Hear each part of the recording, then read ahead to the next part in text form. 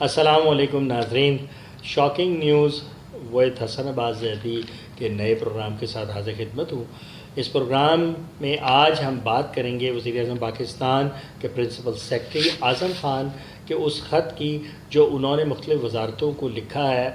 کہ وہ فوری طور پر ان افراد کی فہرست مہیا کریں جن کو گزشتہ چند سالوں کے دوران خلاف ضابطہ و قاعدہ اور غیر قانونی طور پر بھرتی کیا گیا ہے۔ اس خط میں انہوں نے ہائی کورٹ کے ایک اہم فیصلے جو مصطفیٰ ایمپیکس کے فیصلے کے حوالے سے جانا جاتا ہے اس کا حوالہ بھی دیا ہے۔ تو اس موضوع پر بات کرنے کے حوالے سے ہم نے اپنے اسٹوڈیوز میں سینئر تجزیہ نگار، مبصر اور صحافی ندیم چودھری صاحب کو مدعو کیا ہے۔ السلام علیکم ندیم صاحب، کیسے ہیں آپ؟ جیسا کہ آپ نے میری بات سنی کہ آج کے پروگرام میں ہم جو ہے اعظم خان صاحب کا جو خط ہے مختلف وزارتوں کو جو انہوں نے لکھا ہے خلاف قاعدہ و ضابطہ غیر قانونی طور پر بھرتی ہونے والوں کے، تو ان کے حوالے سے ہم بات کریں گے، لیکن ہم تمام وزارتوں کے حوالے سے تو نہیں بات کر سکتے۔ ہم پاکستان ٹیلی ویژن کارپوریشن میں گزشتہ 3-4 سالوں کے دوران جو غیر قانونی بھرتیاں کی گئیں اور 40 ڈگری کے حامل افراد کو جو ہے ملازمت ملی، اس پر ہم بات کریں گے، اور گاہے بگاہے میں آپ کو ان افراد کی کچھ تفصیل بھی بتاؤں گا جو قومی خزانے کو کروڑوں روپے کا اب تک نقصان ان کی تنخواہوں کی مد میں پہنچ چکا ہے۔ تو لہٰذا آپ اپنی گفتگو شروع کیجئے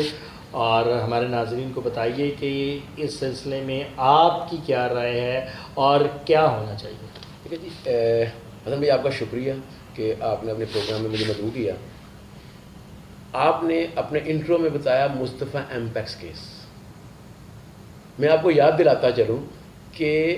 اس سے بھی بڑا ایک کیس جو سب سے بڑی عدالت کے 3 رکنی بینچ نے جس کا فیصلہ دیا وہ تھا عطاء الحق قاسمی کیس،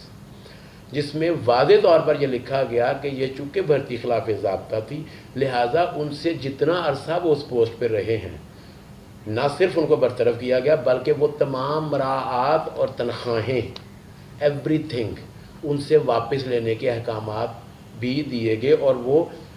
اب آپ کے قانون کا ایک حصہ ہے، فیصلوں کا حصہ ہے۔ وہ فیصلہ چیلنج نہیں ہوا لہذا وہ فیصلہ سٹینڈ کرتا ہے۔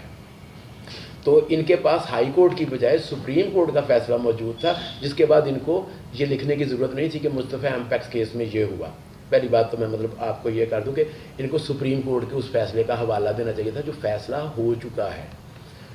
جس کے تھرو یہ آرام سے برطرفیاں کر سکتے ہیں۔ آگئی بات خلاف ضابطہ بھرتیوں کی، پھر وہی بات سپریم کورٹ تو جب یہ فیصلہ دے چکی ہے کہ جی ان کو فارغ کر دیا جائے اور ان سے تمام مراعات بھی واپس لیے جائے، تو پھر تو میرا خیال ہے کہ اس کے اوپر تو دوسری بحث ہی نہیں بنتی۔ یہ خط نہیں لکھنا چاہیے تھا ان کو، یا قلم جب سے وہ بھرتی ہوئے تھے ان بھرتیوں کو، اور بلکہ میں تو یہاں تک کہوں گا کہ اگر قانون کا تھوڑا سا بھی مجھے علم ہے تو وہ بھرتیاں آج خود کالعدم ہو چکی ہیں سپریم کورٹ کے اس فیصلے کی روشنی میں، صرف انہوں نے ان کو نوٹیفائی کرنا ہے۔ تو میرے حساب سے یہ بھی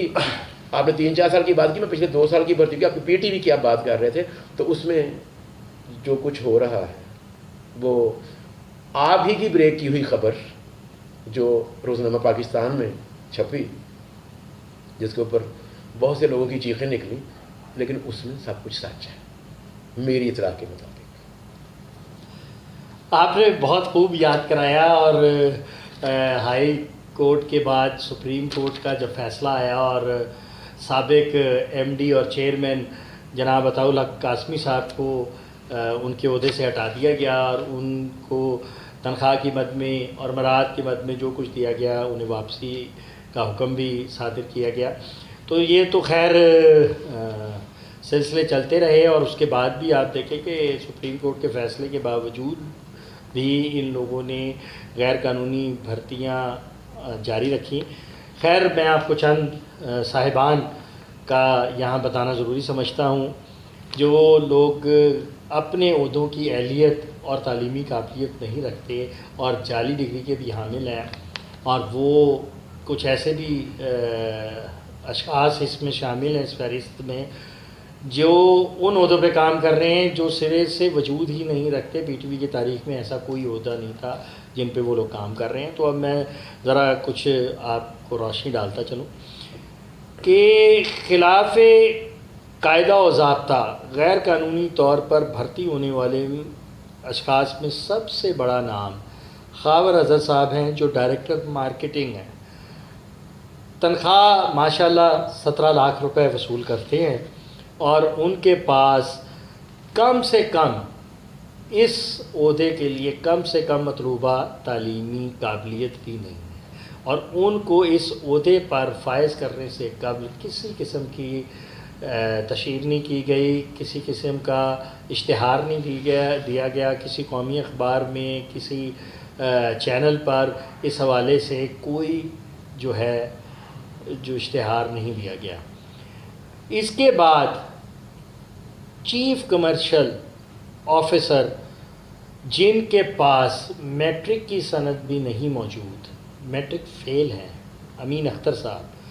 15 لاکھ روپے ماہانہ تنخواہ لے رہے ہیں، اور جعلی ڈگریاں انہوں نے جمع کرائی ہوئی ہیں۔ اس کے ساتھ ساتھ مختلف مراکز پر کام کرنے والے چند لوگوں کا اور بھی میں آپ کا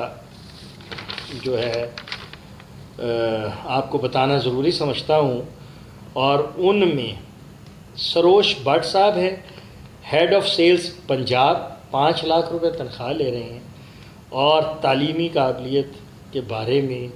ابھی تک کچھ معلوم نہیں ہے۔ اس کے ساتھ ساتھ رضوان صاحب ہیں، یہ سیلز مینیجر ہیں، تنخواہ 4 لاکھ روپے ہے، اور ان کی ڈگری ماشاءاللہ جعلی ہے۔ زہیر صاحب ہیں، head of sales Karachi, 8 lakh روپے تنخواہ وصول کر رہے ہیں،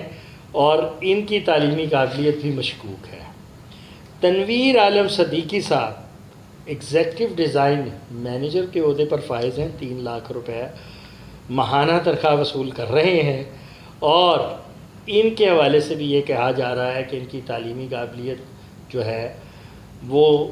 تو بالکل ہی زیرو ہے، اس کے ساتھ ساتھ ڈگریاں بھی ان کی جعلی قرار پائیں ہیں۔ اس کے علاوہ میں آپ کو اب بتانا چاہتا ہوں کہ پی ٹی وی کے بورڈ آف ڈائریکٹرز کے 7 آزاد اراکین جو تعلیمی اعتبار سے بھی اور دیگر بھی اعتبار سے اپنے جو رکن بننے کی صلاحیت نہیں رکھتے بورڈ آف ڈائریکٹر کی، ان میں جناب ارشد خان صاحب، جناب راشد علی خان صاحب، جناب اعجاز الحسن صاحب، فرمان اللہ جان صاحب، زہیر خالق صاحب، میاں یوسف صلاح الدین صاحب، محمد علی بخاری صاحب، یہ ہیں وہ لوگ۔ اور ماشاءاللہ کیونکہ ہم نے کم وقت میں بہت ساری باتیں کر رہی ہیں، تو کچھ ایسے صاحبان جن کا میں نے آپ کو کہا تھا کہ ان عہدوں پہ فائز ہیں جو سرے سے موجود ہی نہیں تھے، یہ صاحبان بھی لاکھوں روپے تنخواہ وصول کر رہے ہیں، اور اسی طرح بے شرمی کے ساتھ اپنے عہدوں پہ براجمان ہیں۔ ان میں سر فہرست طاہر مشتاق صاحب، کترینہ حسین صاحبہ، ناصر نقوی صاحب، اور عبادت شیخ صاحب۔ یہ وہ لوگ ہیں جو اپنے سوری میں نے عبادت شیخ لفظ استعمال کر دیا، عثمان شیخ صاحب۔ تو یہ وہ لوگ ہیں جو ان عہدوں پہ فائز ہیں جو ہے ہی نہیں، جو وجود ہی نہیں رکھتے۔ ان سب کی تنخواہ کروڑوں روپیہ بنتی ہے، اور یہ قومی خزانے کو ہر ماہ کروڑوں روپے کا ٹیکہ لگا رہے ہیں۔ ان کو کس نے بھرتی کیا، کس نے ان کو ان عہدوں پر فائز کیا، یہ تو ظاہری بات ہے ہماری وزارت ہی بتا سکے گی۔